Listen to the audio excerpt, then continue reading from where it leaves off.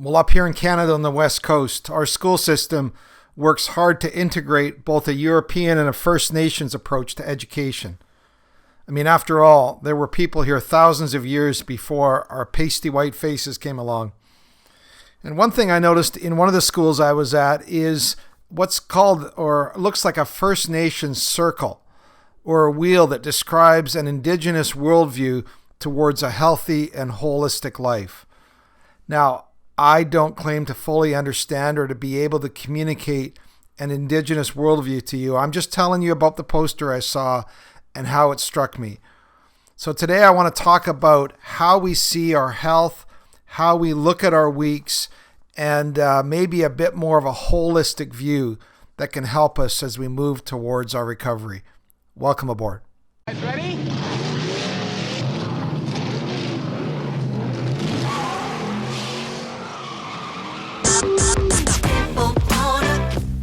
When it comes to porn, are you stuck, spinning out, or slipping backwards in your life? If so, then welcome to the Finding Traction podcast, a show dedicated to those who are looking to gain recovery momentum away from porn and toward the life and relationships they have always hoped for. Now, here's your host, Vern Tomke.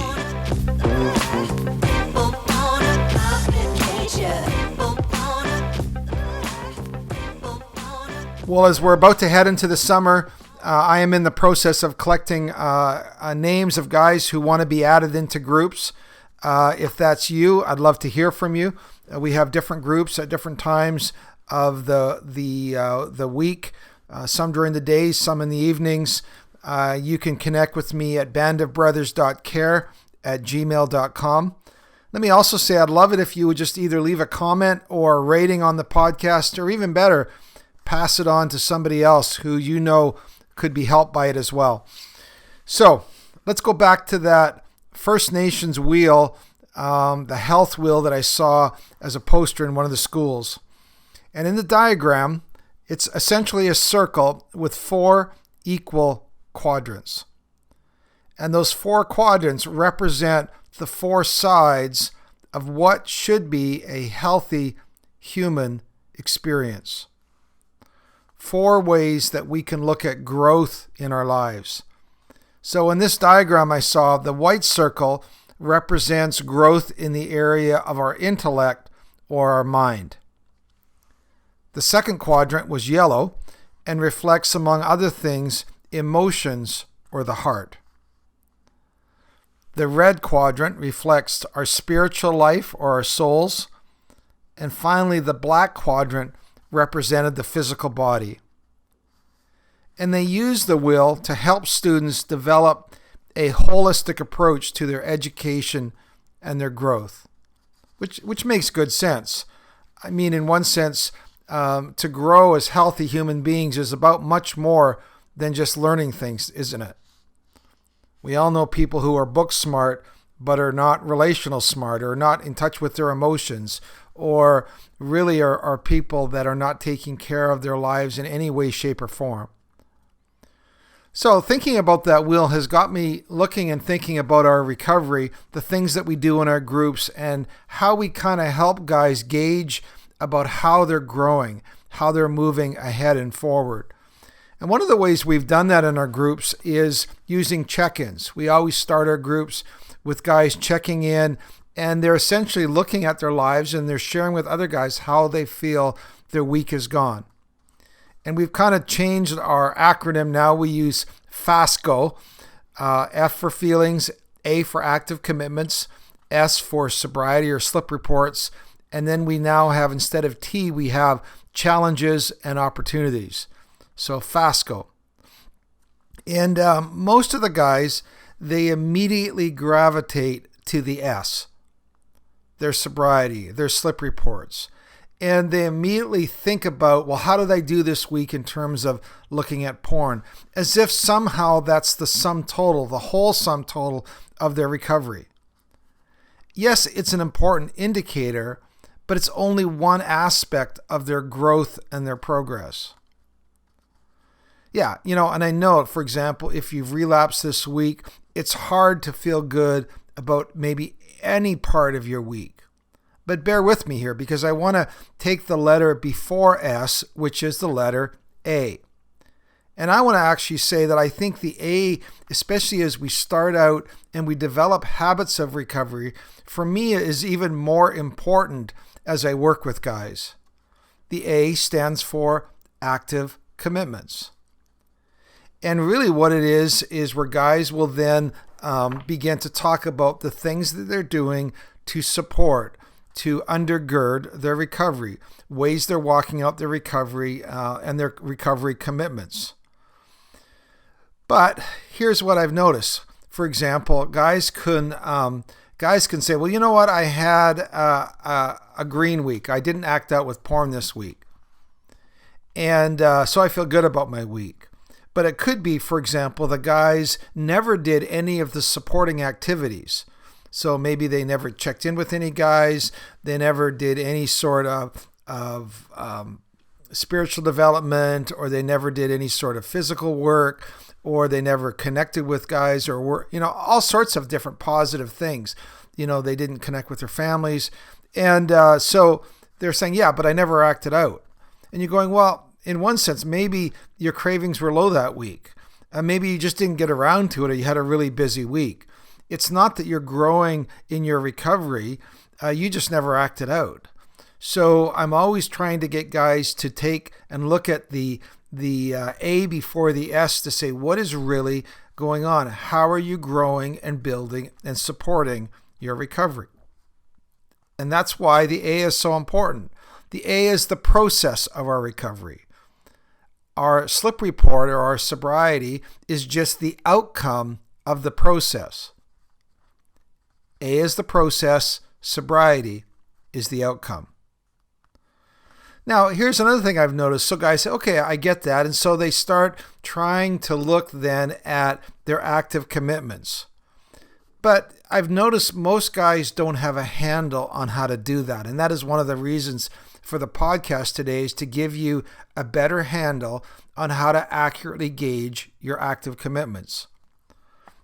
So some guys always gravitate to physical exercise. Man, I ran 3 times this week or 4 times this week. Guys that are in shape, or runners, or people who love to be gym rat. Man, I was at the gym 4 times this week. And so, that's my active commitments. Or other guys are all about their spiritual commitments. So they're only concerned about, okay, I got up this morning and I spent time with my spiritual development. Lots of guys call it a quiet time, or, I read my Bible and I prayed, something like that. So that's how that's where they'll often gravitate to in their check-ins. But they'll often maybe just pick one area or 2 areas, and they'll miss other important dimensions in their life. And that's where I think the wheel diagram can be helpful, because what it says is that health is borne out over a number of different areas of our life. I mean, sure, we might be totally in shape, but our wives won't speak to us. Or, we may be in a good place in one area, but the other area of our life is pulling us down. And so I want to, with great whatever towards that wheel, I'm going to change it, and I'm going to try to create what I would just call a recovery wheel that will help us roll towards a degree of success. So, just like in the First Nations wheel, one of the quadrants represented the physical quadrant. And we're just going to leave that pretty much as it is, because it's so important and it's often neglected. The way we treat our bodies is interconnected with our recovery. Yeah, I know the first thing that most guys think about is exercise. And yeah, that's important. A good 3-4 times a week for 25-30 minutes of getting our heart rate up can have a huge impact on our mental health. Some studies have shown just getting out and exercising is like taking an antidepressant pill, for example. For me, I've just realized recently how important this is.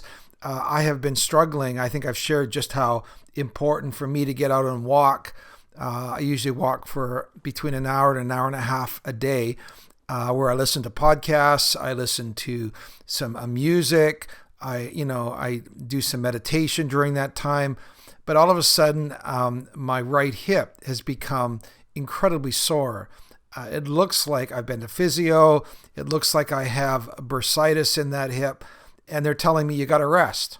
I mean, well, they tried to do this thing with needles in my hip. Oh my goodness, a dry needling or something. Yeah, that was not fun, but it didn't really help either.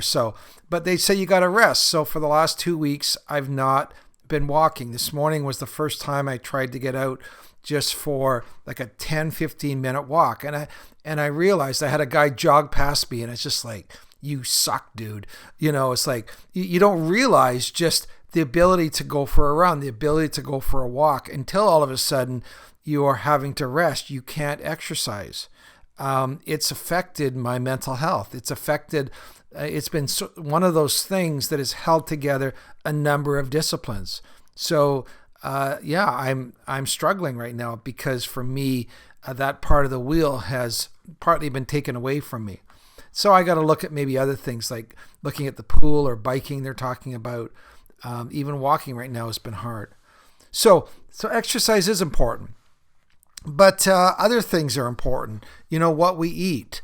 I've got guys that have said, I know I'm going to start edging when I go and pick up a bag of chips. Because, my eating goes first before other stuff. So what we eat, our weight, or how much we sleep. Oh, I mean, let me just stop for a sec on sleep. Yes, I know I'm an old fart and I am always falling asleep by 10 o'clock. But here's what I've noticed with a lot of the younger guys that I coach. I'm coaching guys, in their from 18 through their 20s, and they're always showing up tired. And I'm thinking, why are you tired? You're 24. You have nothing to be. But I always ask, younger guys, and their sleep habits are horrible. They're going to bed late. They're getting 5-6 hours of sleep, and they're just going, man, I'm just not sleeping very much. And I'm going, well, why aren't you sleeping very much? Well, we stay up and watch a couple movies, or we binge watch this or that, and I'm just going, you're tired, you're fatigued. That is going to affect your recovery. So the physical area is really important.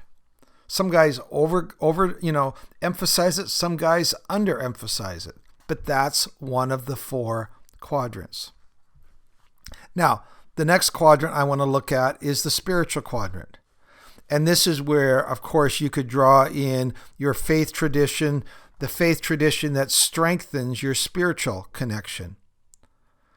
Here's one thing I've noticed coming out of COVID. And, with all the online services and different things, I just noticed that how many people begin to privatize aspects of their faith. It's kind of like privatizing your recovery. So many guys, started doing the online church thing. And now it just seems like a hassle to reconnect with a faith community. And I totally get it. But let me just say, just like it's important to connect with guys in a recovery community, I think it's important to nurture your spiritual connection, if you're from a faith tradition, with your faith community. You need face-to-face faith community to nurture and sustain that, just like you do with people in recovery. Now you say, well, I'm not an overly, maybe you're not, or don't consider yourself to be from a faith tradition or an overly person of faith or a religious person. Well, here is still the spiritual quadrant, I think, still has real meaning and value to you. This is where you are renewing and relying on your deep values and ideals, the ones that you desire to guide you in your life. The problem with short-term cravings, for example, is they're always at the expense of our long-term ideals. And so I would simply say in this quadrant, we regularly find ways to remind ourselves of our big why. Your ideals, the man you want to see in the mirror. For me, this whole idea of spiritual is simply something beyond myself, something I'm reaching towards. It could be my faith, it could be God, it could be my big why, whatever it is. But I think that quadrant is important for us to continue to return to. The third quadrant is it's a broad one. It's just called relational. And relational is anything which pushes against the natural isolation that our addictive behaviors lead us towards. And I don't want to talk specifically about recovery groups. I'll talk a little bit about that other time. But I'm just talking here about building healthy friendships with others. Of course, if you're married and you have kids, it's also about building healthy relationships with your spouse and with your kids, doing things that nurture and cultivate that relationship. So many guys find that porn causes them to draw away from those vital relationships. Could be your extended family, your brothers and your sisters. All of these different relationships, just healthy friendships. These all kind of operate as something, I'm just going to call them guy wires. Now, I don't know if you know what a guy wire is. If you look at something like a tall structure, let's say a cell phone tower, for example, that's tall. It's usually maybe up on top of a big hill or a mountain, where it's windy. And you always wonder, okay, what is it that keeps that tower from blowing over? And the answer is that there's a number of tensioned cables that are anchored to the ground, and they're anchored to somewhere near the top of the cell tower. And they're not just one, they're in all different sides. Like if you take like a 360 circle, they're all opposite each other. So there might be 6 or 8 different ones of these guy wires, which are necessary to give that tall cell tower the necessary stability and, let's say, a strong wind. All of the relationships in your life, they operate like guy wires. And whenever you are cultivating and nurturing those relationships, you are strengthening the stability in your life. Those are all healthy recovery things. So that quadrant is relational. So we've got 3 quadrants so far. We've got physical, we've got spiritual, and we've got relational. The last quadrant, I kind of hummed and hawed here. I'd already kind of given up on a good acronym because we got P for physical, S for spiritual, R for relational, PSR, and that's 3 consonants, and I'm kind of out of a good acronym here. But I want to throw another P at you that I think that I really am working on to get guys to look at every week. And I'm going to call that quadrant passion. And here's why. See, so many guys have used porn as a way of feeling alive when they're bored or escaping to. And so many guys are found life in porn. Now they find death in porn too, but on the front edge, they find life and excitement. It's no surprise that one of the things that therapists do who work with guys who struggle with sexual addictions, I've heard of this from people like Caparucci and others, is they'll ask questions like, what makes you feel alive? Or what is it that used to make you feel alive before you got sucked into this world of porn? And those kind of things are what brings about a sense of renewal or rejuvenation or lights up your eyes. Now, some of you I know are thinking, I don't know where to start, which might be a good subject for maybe the next podcast where we talk about this. But I am suggesting that we use as a whole quadrant, we'll just call it passion, that you examine that each week. So let's go back and do a bit of review. Quadrant 1, physical, where you answer the question, how did I care for or strengthen my body this week? Quadrant 2, spiritual. How did I strengthen my connection with God, my ideals, or my values this week? Quadrant 3, relational. How did I cultivate healthy relationships with my family, friends, spouse this week. And quadrant 4, passion. We'll call it passional. It's a new word I just made up. How did I connect with my passions this week in a rejuvenating or refreshing way? Now, some of you may have noticed to this point, I've not mentioned some of the typical things that people check in each week that are usually directly under the area of recovery. Now, I'm only working on 4 quadrants. And so where are we going to fit in things like phone calls and podcasts and going to recovery meetings? So I'm going to take those 4 quadrants and I'm going to put a hub right in the middle of those 4. Think of a Viking shield. I just was teaching a grade 12 civilizations class, and they were the video was on the British Museum's Viking collection. And oftentimes they'll find these shields, and a lot of the wood on these quadrants have rotted, but there's still that hub, that round hub in the middle. So we're going to call that round hub in the middle recovery. And that's where you would also check in, did I connect with guys this week around recovery? Did I go to a recovery meeting? Sometimes guys will go not just to our recovery meeting, but they might fit in another recovery meeting sometime throughout the week, maybe 1 or 2 others, just to help get them through the week, especially in some of the earlier stages. So whether we're going to call it a health wheel or a Viking shield, the idea is that we are becoming more holistic. And we are learning to build those core strength areas in our lives. And out of that, then things like our sobriety will just be a natural outflow of that in terms of how we are acting out.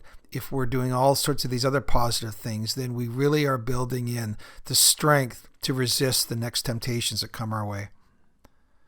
So, if you would like a visual, I spent a little bit of time. I'm not a great guy on Word, but I feel pretty good about my diagram. If you would like a copy of the diagram, I can send it to you. And I know I'm going to probably send it out to most of the guys in my group. But if you want me to send you a specific diagram of that, then send me an email at bandofbrothers.care@gmail.com, and I'll send one your way. So I hope your summer's off to a great start.